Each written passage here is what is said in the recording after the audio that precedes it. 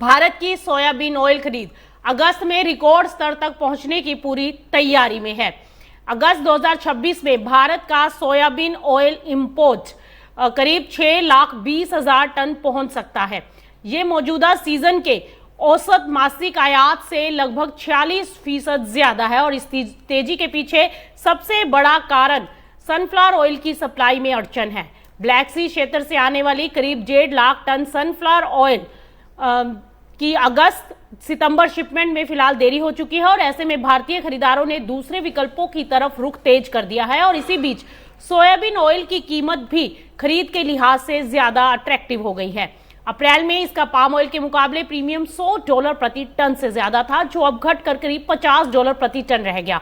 वहीं अक्टूबर से दिसंबर और डिलीवरी वाले सनफ्लावर ऑयल का प्रीमियम करीब $200 प्रति टन तक पहुंच गया और कीमतों का यही अंतर भारतीय आयातकों को सोयाबीन ऑयल की तरफ खींच रहा है और इसका असर अगले महीने भी दिखाई दे सकता है, क्योंकि सितंबर में भारत का soybean oil import 6 lakh tonne से ऊपर रहने का अनुमान है और इसके अलावा सितंबर से दिसंबर के बीच अगर बात करें तो डिलीवरी के लिए करीब 14 लाख टन की खरीद पहले ही हो चुकी है।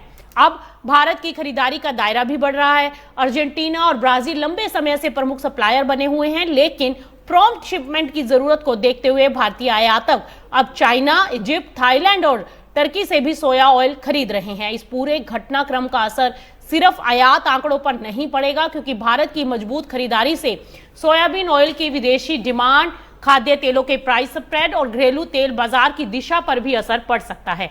यानी कि आने वाले समय में असली नजर तो बनी रहेगी ब्लैक सी की सप्लाई, पाम सोयाबीन ऑयल के बीच कीमतों के अंतर और भारत की आयात मांग पर।